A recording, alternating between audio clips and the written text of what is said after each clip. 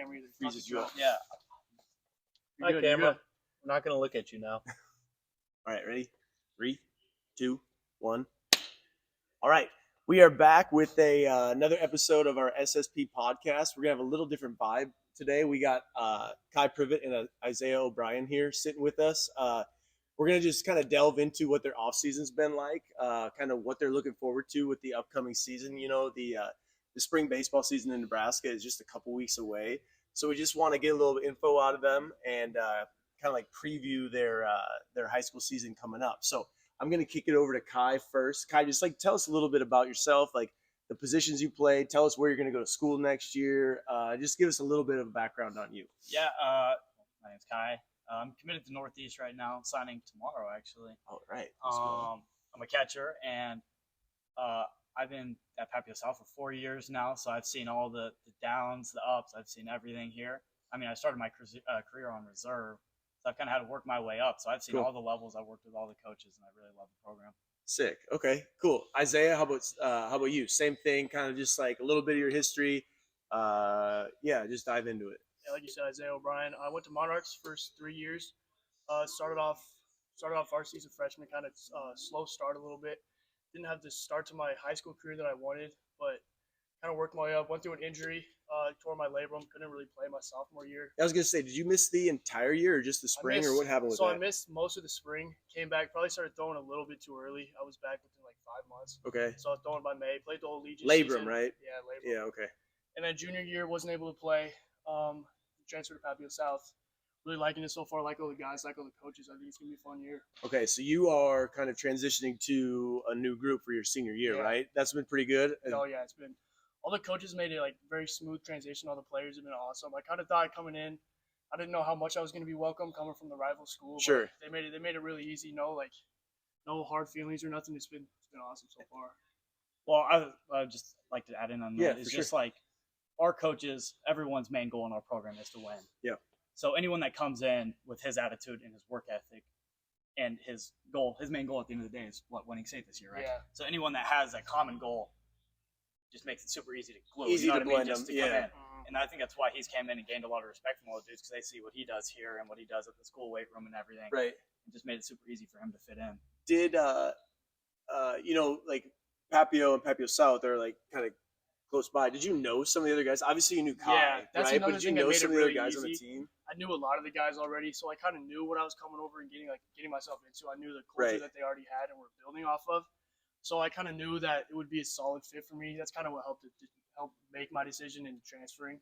Okay. So I kind of went back and forth a lot my junior year, because obviously, I mean, I wasn't able to play because of the fact that I transferred, and like there was a point where I was like, is missing my junior season really worth switching schools? But like, I don't know. It came down to just the winning aspect and how much they want to win.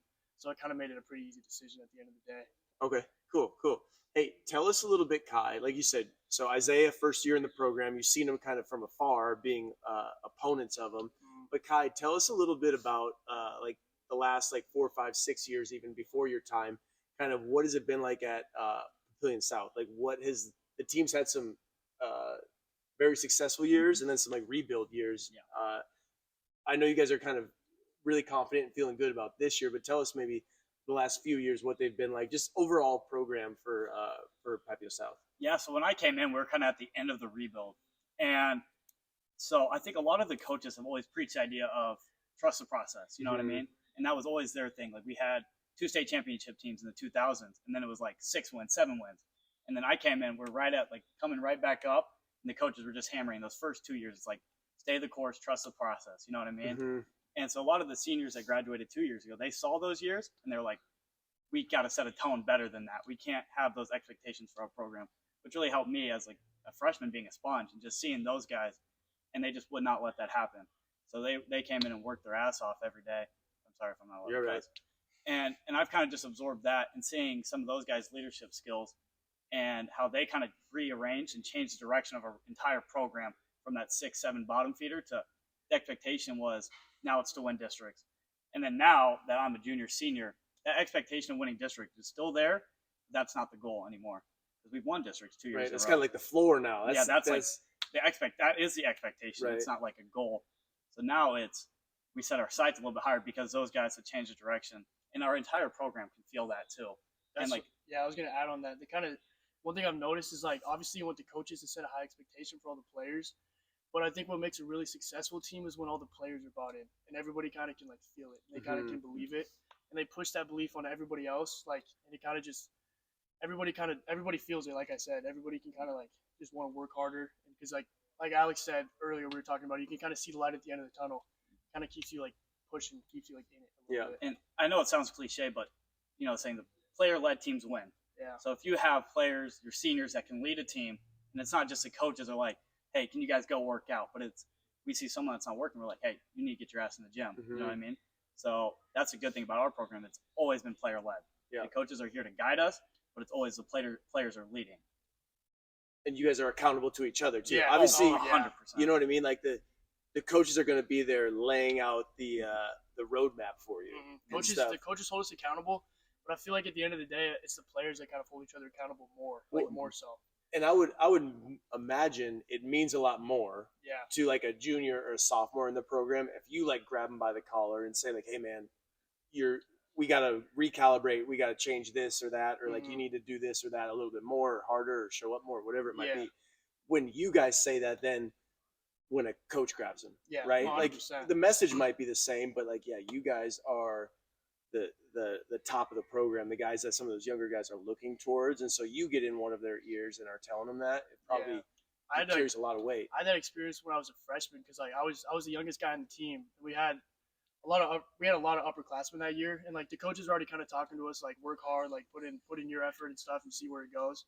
But we had like a little team bonding get together, and one of the seniors kind of sat me down and was like, look, the coaches are gonna tell you what to do, but at the end of the day, it's gonna be you that puts in the work, and it's gonna be you that has to work hard. So if you really want it, you gotta go get it.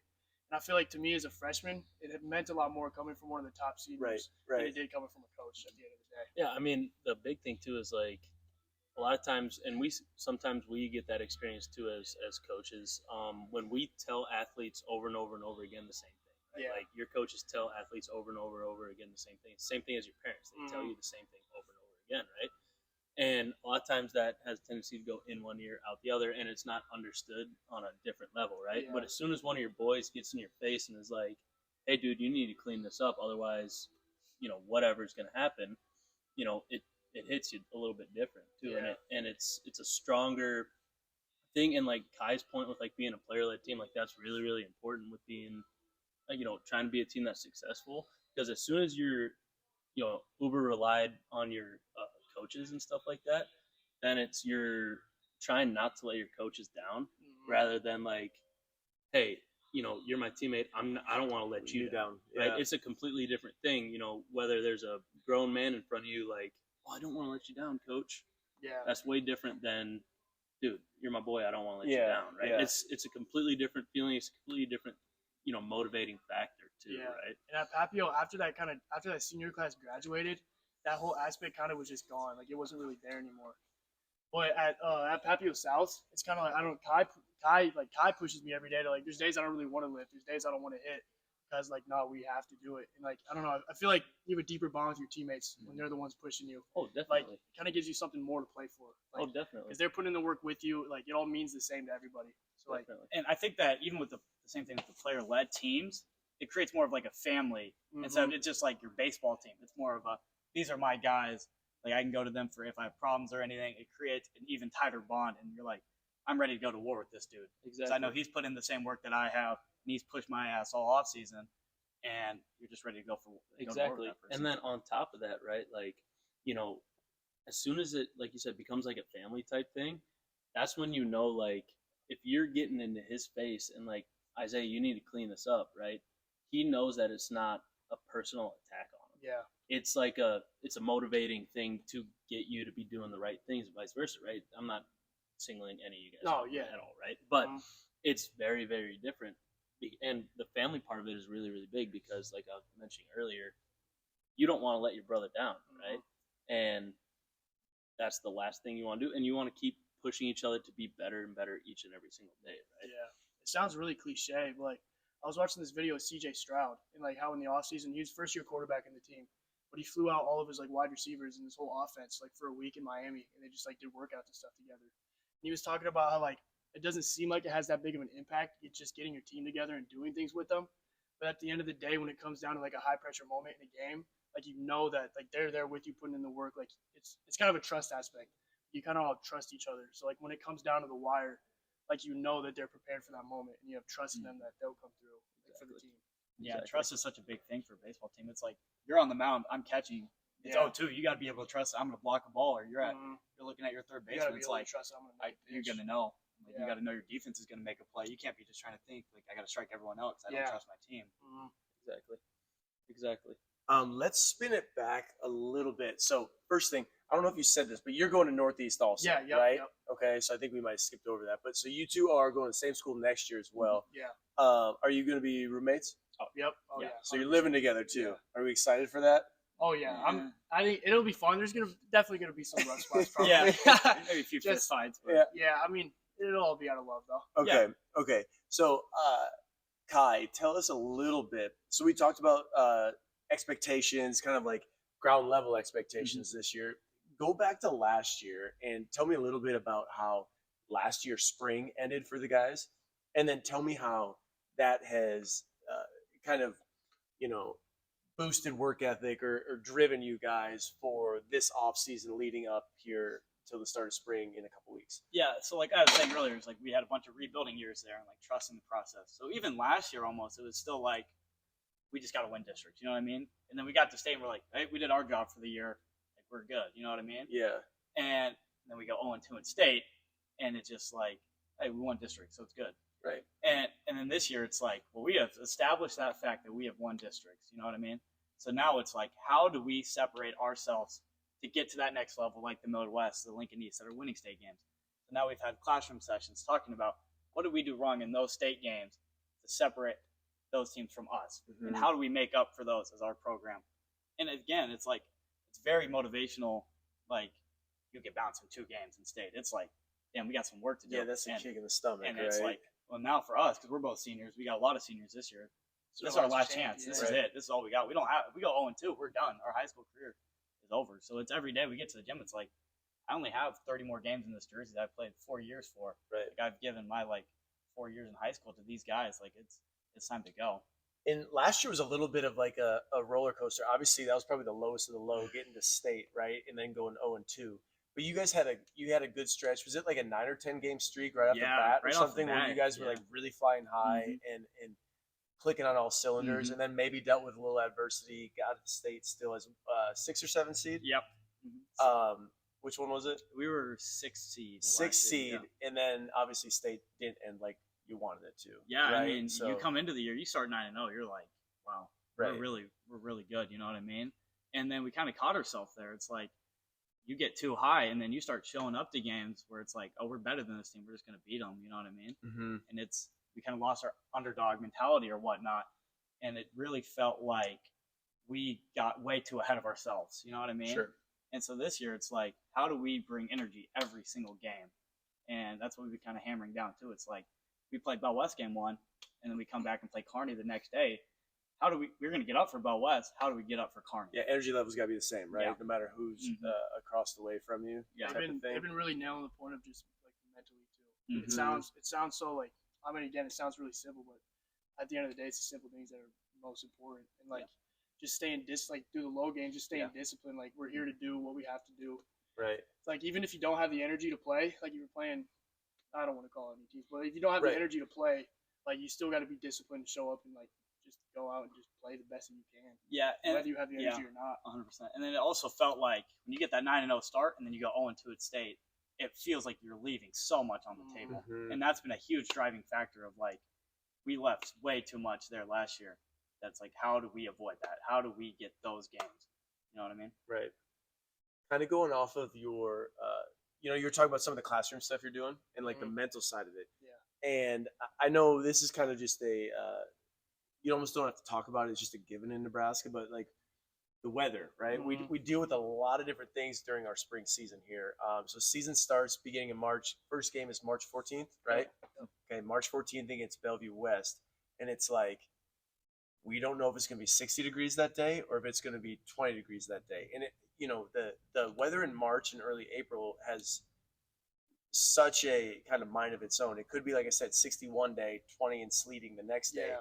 And the ability to, it's not like it's taxing physically all the time, Mm-hmm. but that is like a mental tax, because we all know that baseball is a game where you want to get into a groove, right? And it'd be Yeah. great if you knew you were going to play like 4 days in a row or something like that. You can kind of get your feels down as far as like seeing pitching. If you're a pitcher, you can kind of get into a groove with some of that stuff. Sometimes it's hard in the spring to get in a groove. So like some of that mental training. Talk to me a little bit more about like some of the detailed stuff that you guys were doing. You said you had classroom sessions, right? Mhm. So like how some of that mental stuff that your coaches have been presenting you with is gonna tie into maybe some of that like the mental struggles that is spring baseball in Omaha, Nebraska. I think when it comes to that, like the mental side of it, I think is you're there to play baseball. Whether it's snowing out, whether it's 60 degrees and there's a little breeze, it's beautiful. You're there to play baseball. And like if you can hang on to that aspect and really keep that at the forefront of your mind, like I don't really think the outside factors really matter that much. Especially like Kai said, it's our senior year. We don't really have any games to just like take off. Like Mhm. whether we like it or not. Like if the weather's good, the weather's bad, we got to show up and perform either way. Yeah, I mean, and both teams are going to be playing with it. You know what I Yeah. mean? So both teams have to deal with it. So you can't give yourself excuses. You just got to go to the Right. ballpark discipline. That That's was- my big thing is just discipline. Yeah, that was one of the big things to talk about was like excuses and like trying to just eliminate all excuses Yeah. and just go do what you're there to do. Yeah, and as you guys have gotten better over the last few years and stuff like that, it changes from like what you were talking about earlier. Of you might be getting a guy, the team might be like, oh, this is an easy game for us. We might be able to just throw out Joe Schmo and they do, try to get innings for him, right? And it changes from that to like you start to get everyone's best bullet, Mm-hmm. right? And then you have to be present every single game. And then the simplest things like what you're talking about of being present in that time and taking that game and that pitch and that that moment, taking it one at a time is one of the toughest things to do. Like everyone in the world struggles with that, whether that's in every single everyday life or whether that's competing. And it's really, really important to be able to do that, right? And stay present no matter what circumstances are, because like you said, everyone's going to be playing in the really beautiful weather or the really crappy weather, right? Everyone's going to be playing on the same field. They're going to be playing, all the conditions are the same, right? It's how you attack that moment and how you are present there, right? Yeah. So I think, man, it might have been just like yesterday or maybe 2 days ago. Mookie Betts was doing an interview. I don't know if any of you guys saw this, but they were kind of asking about that. And like, obviously, if you look at the Dodgers in the offseason they had, right? Mhm. Shohei is now a Dodger. I'm gonna forget his name, but that pitcher from Glasnow.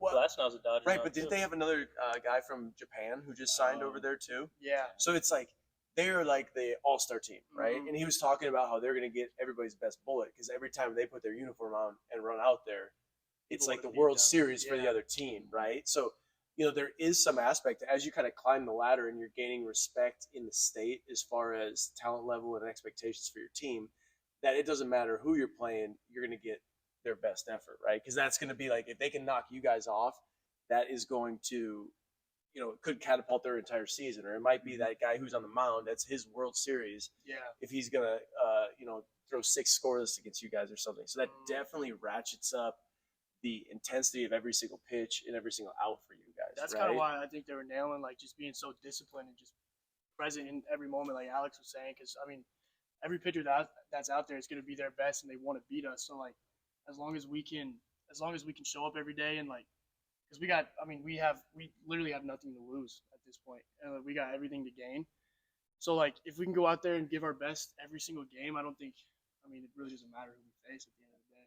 I think that's the word discipline. Yeah. Because everyone can get up for It the goes back to big that. games. Yeah. But Right. can you get up for the middle ones? Can you get up for that Wednesday game where you're playing 3 days in a row? Right. And you're playing like a middle of the pack team. It's like, are you disciplined enough to get to that game and give it your 100% that you have that day? Are you disciplined enough to show up to the ballpark every day? Cool. I like that message.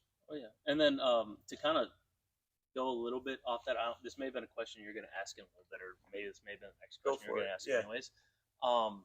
In here, right, you guys see a lot of the guys that you play against, right? Mhm. There's a lot of Bell West guys that come in here. There's some different Millard School guys that come in here that you'll play and everything like that.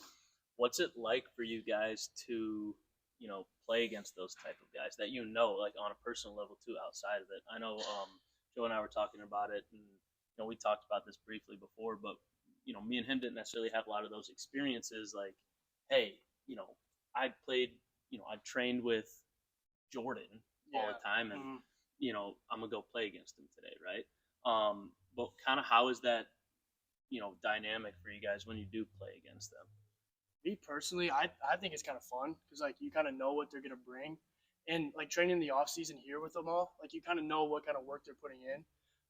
Last year I had a conversation with one of my friends, and he was talking about how like somebody had come to his school, like an alumni, and he gave a speech, and he was talking about building up mental bullets, and like so I feel like training with all these players that we play against, like you kind of know what kind of work they put in. It kind of pushes you to put in some more work, so like you're training harder than they are, building up mental bullets. So like when it comes down to the wire in a game, like I prepare for this moment maybe a little bit more than they have. You kind of feel more sure in the effort that you put in the off season. And like I don't know, I think sometimes you can feel a little pressure playing against people but I feel like that kind of takes the pressure off, knowing that you put in a lot of work. Like the work that they put in, and maybe maybe you put in some more work, so you feel more prepared. Yeah, for sure. And like you made a good point there, right? Like I'm assuming that if you're going to be hitting against one of your boys or you're pitching against one of your boys, right? There's a lot more internal pressure that you put on yourself because you're like, yo, let's see who's better right now, right? And you might see him 2 days later back Yeah, here, right? I know, You want to be able to talk. Yeah. Exactly. And we talked about this too, right? Like it's pretty interesting when we have guys that play against each other, and then they come in and they do in-season training later on that week after the game, because then you're just like, ooh, how's this gonna like go? that team got stomped, or like that was a close game, and like this is gonna be a fun interaction when they're in here at the same time. Or it's right? like someone struck out this kid, and then you're just like, Yeah.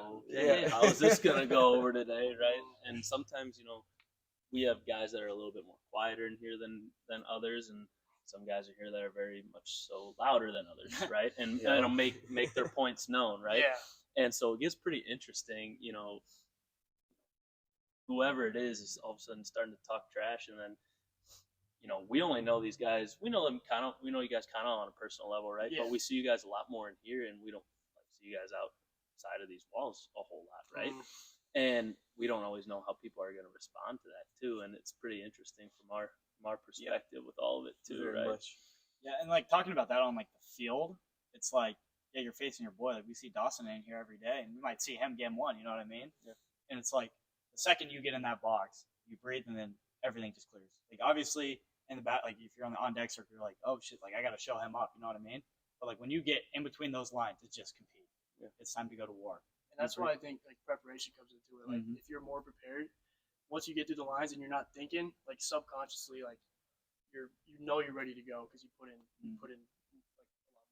Yeah, and I would assume like sometimes you have to feel like you have to do more than what you actually have to sometimes, right? Like what you were saying, like, oh, I got to show them up, right? But sometimes, in my brain, that almost tells me that I would try to do too much in that situation rather than rather than trusting my preparation and trusting, my competitiveness in that moment to take over. Yeah. I'd be like, oh, I have to do this. And it takes me out of the right mentality. And you start pressing and you add more pressure in that moment than whether you even feel it or not. Right? Yeah. Exactly. Yeah, that whole dynamic is like a really fine line to cross, and I think that's a dynamic that baseball players for a very long time have been trying to figure out, right? Like I'm prepared, but am I over prepared? Now I'm in my brain and I can't go out there and execute like I want to. Am I underprepared and then I just don't have a chance? Because we've all seen with baseball, and this is one thing that we talk about a lot, is like we've all seen guys that are complete grinders, maybe are taking like 200 swings a day, and then they get in between the lines and they struggle. And we've probably all been on a team. I know I have a couple guys in my brain that I'm thinking of that I've played with in the past who are guys who could roll out of bed and just swing it, right? And that was always frustrating for me because I was not a guy who could do that, right? I'm like, what the heck? Like, that guy was out till 2 a.m. last night. We're playing a noon game, and he's going 3 for 4, and I'm like, infield single, beat one out. That was my hit for the day. And so baseball is just such a weird game, and you're not always rewarded right away for your like discipline or hard work. But I mean, we could do a whole other pod about the mental side of baseball, right? So I'm not trying to go down that road too far, but there is like that very fine line that you always got to cross or try to kind of walk, I guess, of being locked in, but still let yourself be like free and let your training take over versus like pressing and gripping and struggling in that manner. Mm-hmm. So last question I want to jump on. So we talked a little bit about the schedule, right? Yeah. So on March 14th, we got Bell West. Mm-hmm. Is there, and that might be your answer, is there any like games that you have kind of like, as you've been looking through the schedule, that you have circled? I mean, if you want to call them revenge games, you can call them revenge games. If you want to call it rivalry games, you can. But like, which games, and maybe you have a couple answers, are you really kind of looking forward to that you guys have seen on your schedule so far?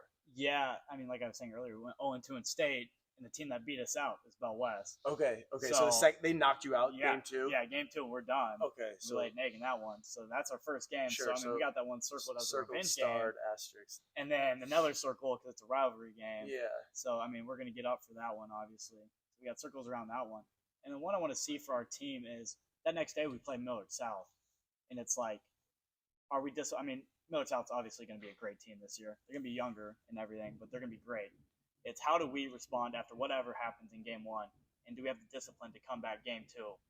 Yeah, like can you hold your energy level? Yeah. Right? And you would like to think just like knee-jerk reaction, it's the second game of the year, that shouldn't be a problem, right?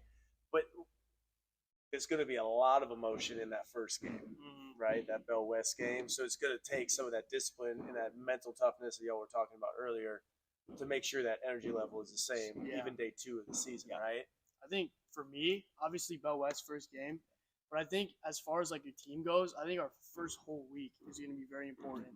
Because like obviously we have very high aspirations for this season, and I think not everybody sees it as like I don't think really anybody sees it as well as we do. Mm-hmm. So like we got Bell West, and then we have Millard South. Yeah, Millard South and then Millard West. Yeah. So that first week is going to be we're going to have to prove ourselves to the state of Nebraska. Yeah. So I think that first week is going to be very important. Coming out party. Yeah. Coming out party for Papillion South. Let people know you're here. Yeah. Oh, yeah. And you know, it's important too, right? Like you want to put your best foot forward to start the season, right? Because it does set a tone, right? And that's the whole thing you're going for, right? Yeah. Like being able to send that message, like, hey, we're here, right? And then kind of circling back to what we were talking to a little bit ago, right? Now, after you do that, right, you got to continue. You can't take your foot off the gas pedal, right, with that whole thing, and try to have it going throughout the entire year and trying to peak at the right time too, right? You don't want to all of a sudden just, shoot your best bullet at the beginning of the year and then all of a sudden you don't got anything left. Yeah, right? I mean, it kind of happened last year. Like, it went out 9-0 and then kind of, I wouldn't say really fell off, but kind of hit a little drag a little bit. But I feel like the guys we have just like on the team, I feel like I don't really know if that will happen. Like if we start out hot and we keep it going, we have enough guys to keep the momentum rolling to the end of the season. Enough leaders too. Yeah, we have. Yeah, because we have a lot of seniors that the juniors and sophomores and freshmen have respect for because they see that these seniors have been busting their butt for 4 years. So they've earned that respect from those guys, and they hold people accountable to like show up every day. So awesome. I think it's gonna be a really fun year for Papillion South. Let's go. Cool. Excited to watch you guys play, right? Like, I've only been here about a little over a year as a full-time employee, right? But I've known you guys for a couple years now since when I even started interning, right? And got to know you guys very, very well. And Joe's known you guys for years now, right? I spend more time here than I do in my house. Yeah. And, sorry, Mom and Dad. We're taking care of them. Yeah, but we're pretty excited to see how a lot of guys do this upcoming year, right? And you guys especially, and it'll be really, really fun to see all the hard work that we've watched you guys put in, kind of accumulate, pay off, right? Yeah. And yeah, super excited. And are you both signing tomorrow? Yes. Yeah, tomorrow. Let's go. That's exciting, dude. Let's go.